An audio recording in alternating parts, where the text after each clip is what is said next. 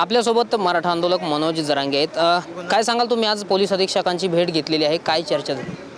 नाही, आता आरोपींचंच म्हणणं आहे नार्कोटिस्ट व्हायला पाहिजे घातपातातल्या. ते परळीचं खरकट सारखंच लोक उचकीत आहे आणि चांगली गोष्ट आहे ना. अवघडं पडेल ना, कारण तुम्ही त्याच्या रेस्ट हाऊसला गेलते का नाही, तुम्हाला ते बीडचा कोणत्याचा PA भेटला का नाही, तुम्ही कुठं काय कट रचला घातपाताचा. आरोपीच जर मागणं करत असला आणि कायदा लॉ काय सांगतो की आरोपी म्हणल्याशिवाय कोर्टाला सुद्धा परवानगी देता येत नाही नार्कोटिस्टची, ह्यो खरा नियम आहे. पण माझ्या घातपाताच्या प्रकरणातला आरोपीच म्हणतोय नार्को टेस्ट करायची. मग मी पण अर्ज दिलेला आहे 5 जणाचा आणि यांनी पण दिला आहे. त्या दिवशी त्यांनी दोघांचीच मागणी केली की माझी आणि जरांगे पाटलांची. म्हणूनच त्याचा संशय आहे. तो जर लय धुतल्या तांदळून होता ना, त्याला लय वाटतं ना समाजाचा मला डाग लागला आहे, ते कसापासून निघत.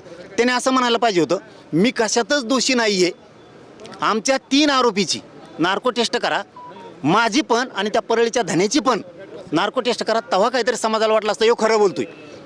म्हणजे तू इथं आमची मागणी करतोय आणि त्याला मुंडे साहेब म्हणतो. म्हणजे याचा अर्थ तुला त्यांनी उचकीलं दिसतंय. मला त्याच्यावर बोलायचंच नाही, आरोपीला नाही बोलायचं. करणाऱ्यापेक्षा करून घेणारा महत्त्वाचा आहे. करून घेणारा ह्यो धन्या आहे. ह्यो धन्या पुन्हा उचकाला आहे. तो सुखाने या पोराला तुकडे खाऊ देणार नाही. हे पोरगं बी सुखाने तुकडे खायचं नाही आरोपी, आणि घरच्याला सुखाने तुकडे खाऊ द्यायचं नाही. मी गप्प बसलो होतो याच्यासाठी की ज्यावेळेस घातपाताची ही बातमी आली त्यावेळेस त्याच्या मंडळीनं, त्या माऊलीनं आणि त्याच्या आईनं, त्या माऊलीनं असं सांगितलं होतं की हे पियतं, हे पिण्याच्या नादात झाला असेल, हे घरातसुद्धा लई त्रास देतं आहे, पण जरांगे पाटलांना लई मनावर घेऊ नये. ते कुठंतरी जिवारी लागलं होतं. म्हटलं जाऊ द्या बाबा, हे झालं असं. पण हे सारखं जर उतवानीत असलं ना, तर मला गप्प बसून चालणार नाही आहे. हे सुद्धा समजून घेणं गरजेचं आहे. आणि तुमच्या प्रश्नाचं पुढच्या लगेच मीच आत्ताच उत्तर देऊन ठेवतो की त्याला जे आरोप करायचेत ना ते सिद्ध पण कर म्हणा, ते पुरेचे पुरे. आणि आरोप करत बसण्यापेक्षा माझ्यावर गुन्हे दाखल कर, म्हणजे मला बोलून घेते आणि शिपीन ते कमिशनर मला बोलून घेतील. असं इकडं बोंबलो नको. गुन्हे पण दाखल कर, पण पुरावे पण दे आणि ते सिद्ध पण करून दाखव. नाही तर तो आहे विरोधात आरोप कोणचा बी केला तरी पुढच्या काळात फौजदारी गुन्हे दाखल होणार आहेत. अगदी कोपर्डी प्रकरणाचा संदर्भ त्यांनी दिला आहे की ते म्हणतात की कोपर्डी प्रकरणातल्या आरोपींना तुम्ही मारहाण करा. हे सत्य आहे का? पण मी तुझ्या लक्षातच नाही आलं मी काय बोललोय ते. इकडे बोलण्यापेक्षा तू जो जे काय आंदोलनाचे पुरावे म्हणतो ना, कुणी काय खाल्लं, कुणी काय घेतलं, काय डील झाल्या काय म्हणतो ना तू, परत ह्या घातपातात बी म्हणतो ना तू, काय झालं, कुठं कसं झालं, मी काही केलं नाही, याव केलं त्याव केलं, पुराव्यासह आरोपी सिद्ध कर. तसंच तुला त्या कोपर्डीबद्दल बी काय आहे ना, तू ते पुराव्यासह सिद्ध कर. आणि याच्यापेक्षा तू आमच्यावर गुन्हे दाखल कर. तुला मार्ग सांगायलो मी, गुन्हे दाखल कर. अरे असं मार्ग कोणी सांगन का? आरोपाचं फक्त उत्तर देईल मी. जर गोल तुम्हाला बेंकायचं असलं ना, फक्त आरोपाचं उत्तर. अगदी शेवटचा प्रश्न आहे. ते म्हणतात की मला मनोज जरांगे यांच्या आंदोलनातल्या सगळ्या गोष्टी माहिती आहे, मी योग्य वेळी बाहेर काढतो. तू बार तेच विचारतो. मी काय म्हणलो, आंदोलनातले काय माहिती आहेत तुला ते पुराव्यासह सिद्ध कर. आरोप करू नको, फौजदारी गुन्हे दाखल होणार आहेत पुढच्या काळात. आता अशा खुट्या बसवणार आहे आता. मग आंदोलनातलं तुला काय माहिती आहे, पुराव्यासह सिद्ध कर.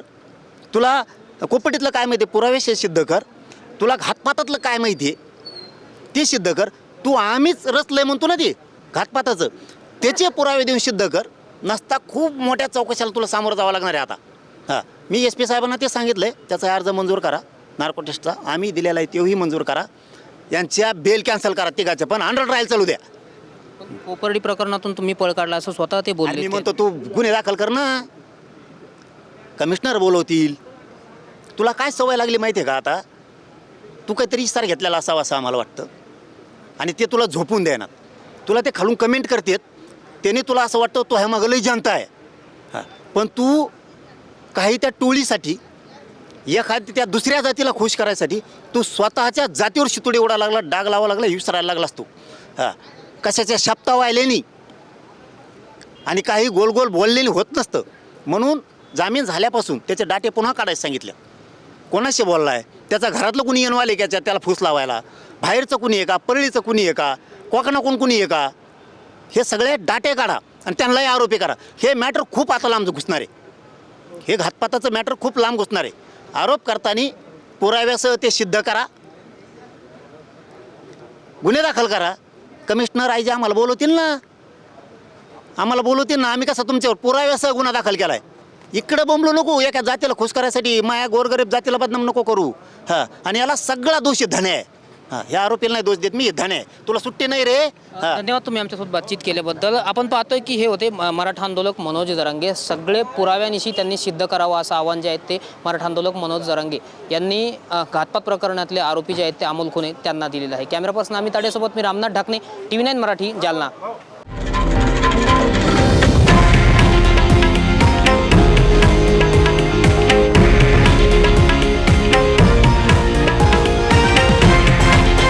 हे आहे देशातील नंबर 1 न्यूज नेटवर्क आणि आपण पाहत आहात TV9 मराठी, एकमेव.